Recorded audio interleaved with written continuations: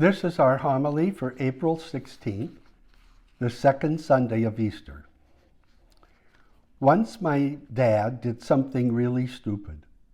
My mom chewed him out for it. He apologized, and they made up.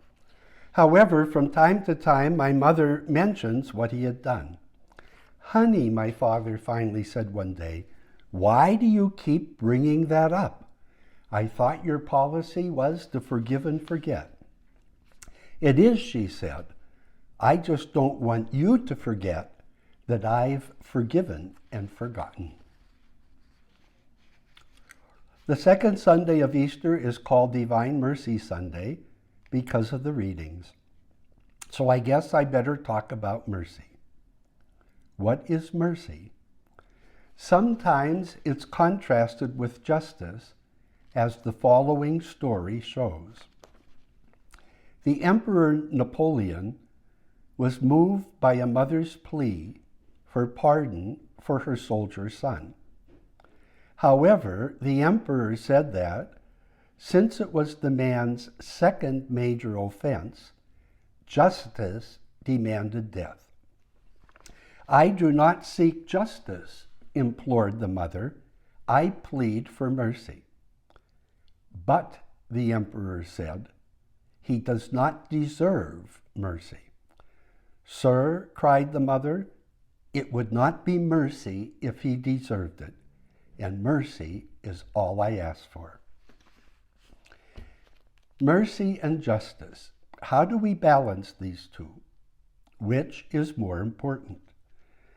Pope Francis has pleaded for a church that is more merciful. He is not saying that justice isn't important. He is saying perhaps we have overemphasized it to the detriment of mercy. And that our mission is to bring the mercy of God to the world.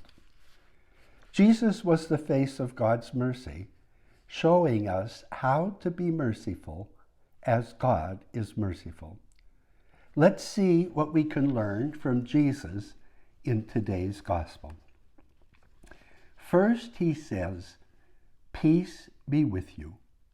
How often do we hear him say that in the Gospels? Jesus wants us to be at peace. Then he says, "As the Father sent me, so I send you." It's a commissioning.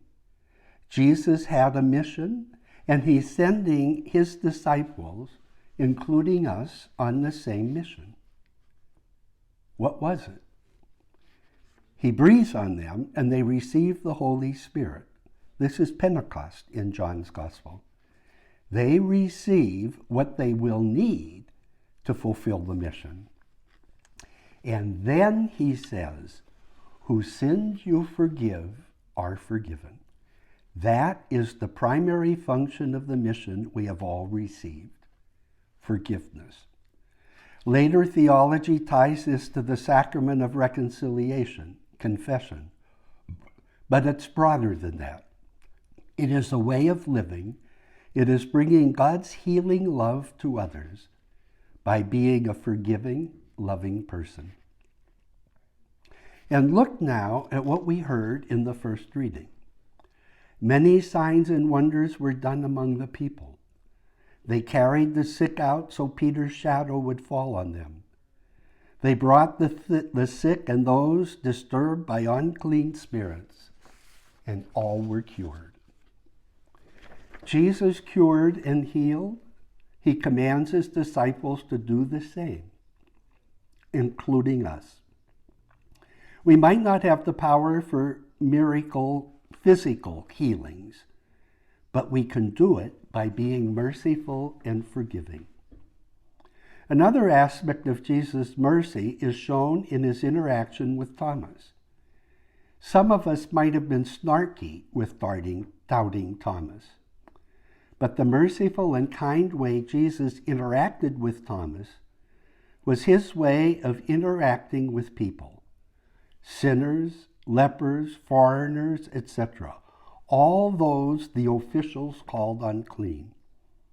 He acted the same way with Simon Peter in another resurrection story when he asked him 3 times, "Do you love me?" So gentle, so loving. No shaming, no blaming, but mercy and an invite to grow. I have no doubt he would have forgiven Judas and embraced him if Judas had given him the chance. As followers of Jesus, we are called to be gentle, to be loving, to be forgiving. It is a powerful way to bring Christ to the world. So the reflection I invite us to this week: how do people experience me? Judgmental, that is, looking for justice. Merciful, forgiving. What do I need to do to grow? So as we celebrate Divine Mercy Sunday, let us thank the Lord who is merciful to us and ask him to help us grow in our ability to spread his mercy in the world around us. God bless.